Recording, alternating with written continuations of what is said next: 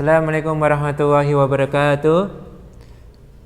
Perkenalkan, saya Himawan Yuni Listanto, Guru Geografi kelas 11 SMA IT Ihsanul Fikri. Pada kesempatan kali ini insya Allah akan bersama-sama belajar mengenai poros maritim dunia.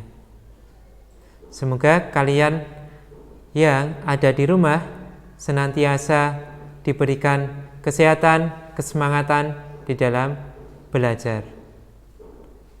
Oke. Sebelum kita mulai, marilah kita berdoa agar dimudahkan oleh Allah Subhanahu wa taala di dalam proses pembelajaran kali ini. Sebagaimana yang telah difirmankan oleh Allah Subhanahu wa taala di dalam surat Thaha ayat ke-114. Wahai Rabbku, tambahkanlah kepadaku ilmu. Semoga dengan ilmu yang diberikan oleh Allah Subhanahu wa taala itu laksana mercusuar yang akan menerangi, yang akan mengarahkan perjalanan kehidupan kita nanti. Nah, kita mulai pembelajaran Indonesia sebagai poros maritim dunia dengan sebuah lagu waktu kecil kita. Ya, ini lagu yang sangat populer sekali. Ya, itu Ibu Sud yang menciptakan.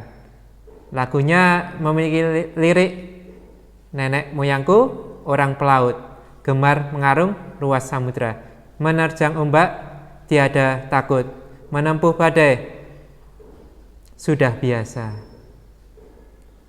Ini menjadi sebuah gambaran bahwasanya masyarakat Indonesia ini sangat bersahabat sekali dengan yang namanya laut. Apalagi bentuk negara kita, ya, negara kepulauan gitu, dengan 2/3 luas wilayahnya berupa lautan, maka bagi kita sudah tidak asing lagi dengan yang namanya laut. Selanjutnya ada materi yang akan kita bahas pada pertemuan kali ini, yaitu letak luas dan batas wilayah Indonesia. Sedangkan materi berikutnya pada nomor 2, karakteristik wilayah daratan dan perairan Indonesia, sampai nomor 4 insya Allah akan kita bahas pada pertemuan selanjutnya. Nah,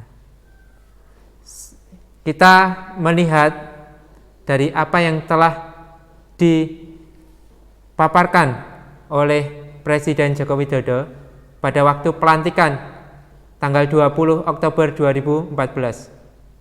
Di dalam pidatonya, beliau menyampaikan bahwasanya kita harus bekerja sekeras-kerasnya untuk mengembalikan Indonesia sebagai negara maritim. Samudra, laut, selat, dan teluk adalah masa depan peradaban kita. Kita telah terlalu lama memunggungi laut, memunggungi samudra, dan memunggungi selat dan teluk. Kini saatnya kita mengembalikan samudra hingga Jalis Viva Jayamahe. Di laut justru kita jaya. Sebagai semboyan nenek moyang kita di masa lalu bisa kembali lagi membahana.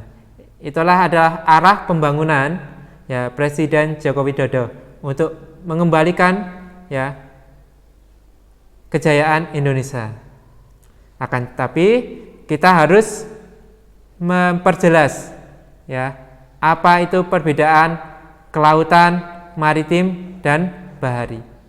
Nah, jadi kalau kelautan itu mencakup, ya, kajian yang sangat luas sekali, ya, berupa, ya, ada angin laut, ombak, gelombang, arus laut, pasut, kemudian ada nanti energi, ya. Kemudian mencakup juga, ya, bagian dalam laut. Itu nanti bisa berupa kelompok ikan pelagis, kemudian kelompok ikan demersal, kemudian di dalamnya lagi ada bahan kekayaan laut, bisa berupa minyak bumi, gas bumi, mineral, bahan tambang. Sedangkan untuk maritim itu erat kaitannya dengan transportasi pelayaran, perdagangan, perniagaan, wisata bahari, jasa kelautan.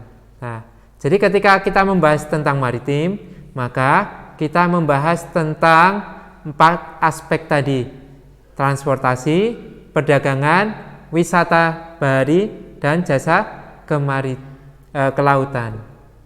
Nah, hal ini yang akan menjadi fokus bahasan kita pada bab ini. Selanjutnya kita akan mulai mengkaji mengenai letak Indonesia.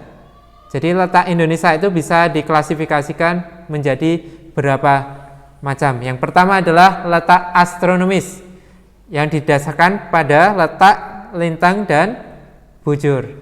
Nah, kita sudah paham bahwasanya Indonesia terletak di 6 derajat lintang utara sampai 11 derajat lintang selatan, 95 derajat bujur timur sampai 141 derajat bujur timur, di mana nanti dampaknya akan kita kaji. Kemudian letak berikutnya adalah letak geografis. Indonesia terletak di benua Asia dan benua Australia, serta di antara Samudra Hindia dan Samudra Pasifik. Kemudian yang ketiga adalah letak geologis. Indonesia terletak di lempeng Indo-Australia, Eurasia, Samudra Pasifik. Kemudian Indonesia terletak nanti di sirkum pegunungan Pasifik dan sirkum pegunungan Mediterania. Dan dampaknya akan kita bahas. Kemudian yang keempat adalah letak geomorfologis. Jadi letak Indonesia secara geomorfologis itu berupa dataran rendah, dataran tinggi, ya, gunung, pegunungan, lembah, bukit, dan lain sebagainya. Nah, marilah kita bahas satu persatu. Yang pertama adalah letak astronomis Indonesia. Maka hal itu akan berdampak pada wilayah Indonesia. Yang pertama, Indonesia berada di kawasan Khatulistiwa, memiliki iklim tropis berdasarkan pembagian iklim matahari. Maka di Indonesia juga memiliki temperatur yang tinggi, rata-rata berkisar 28 derajat Celcius.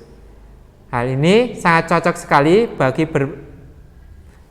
aneka ragam tumbuhan hewan, sehingga cocok untuk hidup di Indonesia. Sehingga Indonesia akan memiliki keanekaragaman hayati yang tinggi, 3 besar di dunia. Kemudian Indonesia memiliki curah hujan yang tinggi. Selanjutnya Indonesia memiliki juga pembagian waktu, ya, 3 zona pembagian waktu: Indonesia bagian barat, tengah, dan timur. Dengan selisih ada yang +7, +8, dan +9. Kemudian di Indonesia juga terjadi hujan zenital dan hujan ekuator. Hujan yang dia naik, ya, di daerah ekuator. Dan terakhir, dengan letak astronomis ini, maka Indonesia bisa menjadi tempat tujuan wisatawan, baik itu dari dalam ataupun luar negeri. Nah, biasanya kalau yang berada di daerah Eropa asalnya, mereka datang ke Indonesia untuk menikmati pantai, untuk bisa, ya, berjemur. Nah, itulah karunia dari Allah Subhanahu wa taala yang diberikan kepada Indonesia kita tercinta. Selanjutnya, nah, ini adalah letak geografis Indonesia, ya, berada di antara daratan Asia, ya, benua Asia dan benua Australia, dan berada di Samudra Pasifik dan Samudra Hindia. Apa dampaknya? Selanjutnya, ya, yang pertama akan menjadi jalur perdagangan dunia, ya, 70%, ya, jalur perdagangan dunia itu melewati Selat Malaka, ya. Maka itu akan sangat potensial sekali bagi perkembangan perekonomian perdagangan Indonesia. Kemudian dengan letak geografis itu, maka kita bisa memiliki hubungan politik dengan wilayah sekitar kita. Kemudian yang ketiga, dengan letak geografis itu, maka ada aspek pertukaran, baik itu secara sosial, budaya, ya. Nilai-nilai yang baik dari luar negeri bisa kita serap, nilai-nilai yang tidak baik bisa kita jauhi. Kemudian letak geografis tersebut juga bisa menjadi daya tarik pariwisata. Karena letak Indonesia yang dekat dengan Asia dan Australia, maka itu akan lebih menarik bagi wisatawan asing untuk datang ke Indonesia. Letaknya yang strategis. Tentunya harus didukung dengan ya kemajuan di bidang wisata kita. Selanjutnya, letak geologis Indonesia. Nah, sebagaimana yang sudah saya gambarkan tadi, bahwasanya di Indonesia ini merupakan pertemuan lempeng Indo-Australia, lempeng Eurasia, lempeng Samudra Pasifik. Kemudian dilalui juga oleh sirkum pegunungan Mediterania dan sirkum Pasifik. Di Indonesia juga terdapat namanya dangkalan Sahul, itu yang berada di kawasan Indonesia bagian barat. Kemudian dangkalan Sunda yang berada di kawasan Indonesia bagian timur. Kemudian letak geologis Indonesia ini juga dicirikan dengan memiliki banyak gunung berapi. Ya, kita tahu ya, salah satu gunung teraktif di dunia itu berada di Indonesia dan dekat dengan sekolah kita, ya, yaitu Gunung Merapi. Selanjutnya, dari dampak geologis Indonesia ini, maka akan memiliki dampak. Yang pertama adalah Kepulauan Indonesia memiliki banyak gunung api yang aktif. Nah, ketika gunung api ini aktif, maka proses regenerasi tanah juga akan berlangsung secara cepat. Kemudian sumber barang tambang, pasir, batu, dan mineral lain, ya, misalkan belerang dan lain sebagainya, itu ketersediaannya akan melimpah. Itu ya. Sehingga ini bisa dipakai untuk mempercepat pembangunan bagi Indonesia. Kemudian yang kedua, memiliki variasi kedalaman laut. Nah, kita tahu ya, di Indonesia bagian barat lautnya relatif lebih dangkal, sedangkan Indonesia bagian tengah ke timur sana lautnya dalam-dalam. Nah, laut terdalam di Indonesia yaitu Laut Sulawesi, kedalamannya sekitar 6,2 km. Ada juga nanti Laut Banda, Laut Arafuru, dan lain sebagainya yang memiliki kedalaman lebih dari 1 km. Kemudian manfaat atau dampak yang ketiga, Indonesia kaya akan kandungan mineral tambang. Nah, dari letak geologis ini, maka Indonesia itu kaya akan mineral tambang. Bisa minyak bumi, gas bumi, ya, emas, perak, besi, dan lain sebagainya. Hal ini bisa dipakai buat kemakmuran rakyat Indonesia jika dikelola dengan baik dan benar. Kemudian dampak keempat adalah Indonesia ini rawan bencana. Kita tahu ya, kalau ada tsunami di Aceh 2004, itu ya, karena ada aktivitas tektonisme, ya, sehingga meluluh lantahkan ya provinsi Nanggro Aceh, Darussalam, dan juga beberapa negara di sekitarnya. Tuh. Kemudian bencana yang lain, ada bencana gunung berapi. Kita tahu di Indonesia jumlah gunung berapinya lebih dari 100, ya. Maka itu akan sangat rawan sekali terjadinya erupsi gunung berapi dan bisa mengakibatkan korban material, korban jiwa, dan korban yang lainnya. Kemudian bencana yang lain misalkan adalah bencana gempa bumi.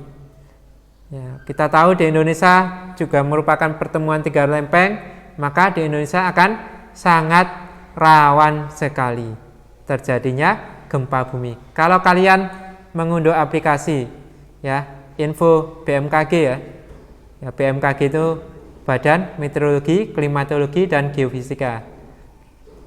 Kalian hampir setiap hari itu akan mendapatkan pemberitahuan. Oh, ternyata pagi hari ini ada gempa dengan skala misalkan 4 skala Richter, atau skalanya ada yang 5, 6, 7, dan lain sebagainya.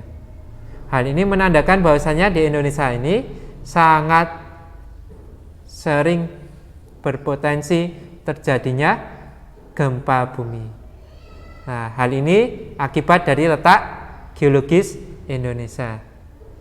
Kemudian dampak yang kelima berupa Indonesia dikaruniai ya tanah yang subur ya, maka cocok bagi aktivitas pertanian ya. Kita tahu negara Indonesia ya ini punya pijakan sebagai negara agraris ya, di mana pembangunannya pada sektor-sektor agraris yang didasarkan pada ya kesuburan tanah Indonesia. Akan tetapi saat ini ya justru pembangunan agraris sepertinya mulai ditinggalkan, terutama oleh generasi-generasi milenial seperti kalian. Maka menjadi tantangan tersendiri ya, Indonesia yang dikaruniai letak geologis yang mantap sekali ini ya, bagaimana bisa kalian rekayasa, bisa kalian olah agar kejayaan kita di bidang agraris kembali lagi, sehingga kita mampu untuk swasembada pangan kita. Itu menjadi salah satu tantangan bagi kita generasi milenial. Selanjutnya, dampak letak geomorfologis di Indonesia ya. Saya sudah menggambarkan tadi, geomorfologis itu bentuk permukaan bumi, ada dataran rendah, dataran tinggi, gunung, bukit, pegunungan, nanti ada palung laut, dan lain sebagainya. Maka letak geomorfologis ini akan mempengaruhi suhu di Indonesia ya. Maka kalau kita merujuk pada klasifikasi iklim menurut Jung Hoon, maka ada 4 klasifikasi berdasarkan ketinggian tempat dan suhu udaranya. Kemudian yang kedua, menghasilkan mineral-mineral dan barang tambang. Kemudian yang ketiga, menentukan kepadatan penduduk. Ya kan? Biasanya penduduk itu akan terkonsentrasi pada daerah-daerah yang datar, jauh dari tebing ya. Kemudian pembangunan kota, pembangunan fasilitas publik itu juga pasti akan memperhatikan bentuk permukaan bumi. Kota-kota besar di Indonesia ya kebanyakan berada pada daerah dataran rendah. Hal ini untuk memudahkan pembangunan infrastrukturnya. Kemudian aksesibilitas wilayahnya juga akan lebih mudah. Selanjutnya,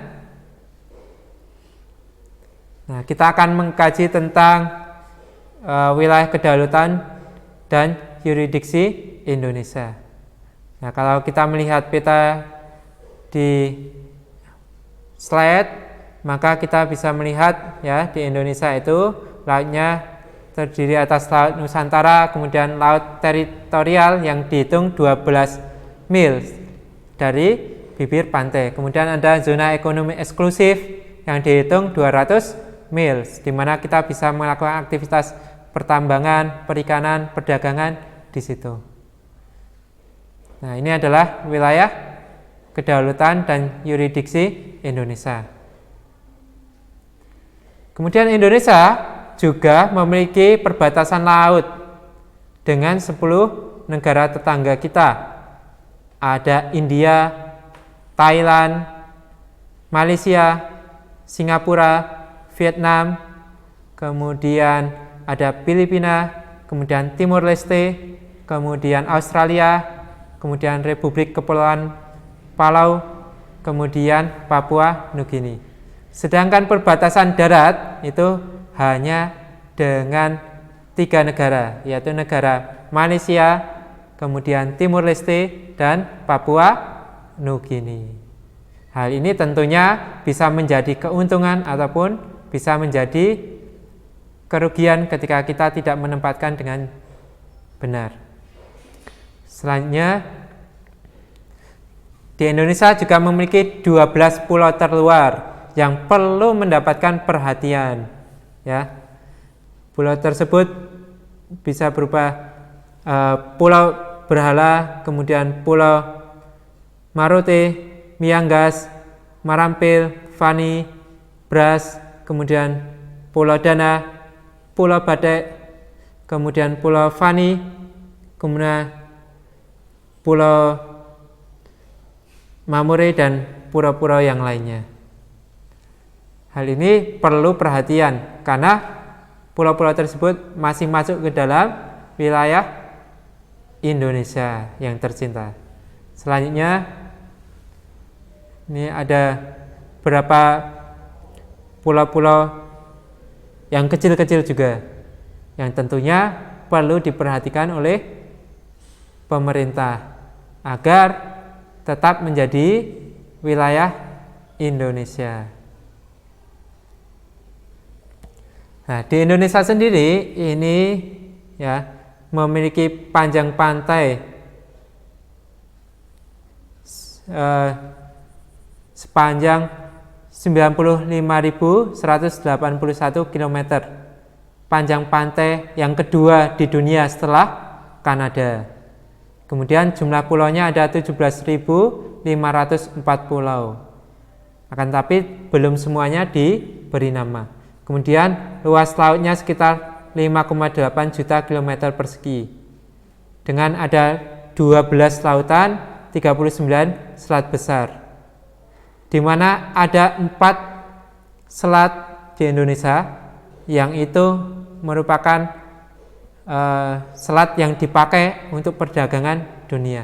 Jadi di dunia ini ada 6 selat, 4-nya ada di Indonesia.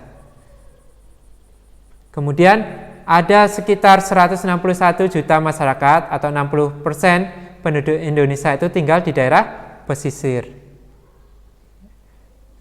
Dan hampir sekitar 20% ya GDP-nya itu didistribusikan melalui sektor ekonomi kelautan. Jadi 1/5-nya itu disumbang dari sektor ekonomi kelautan.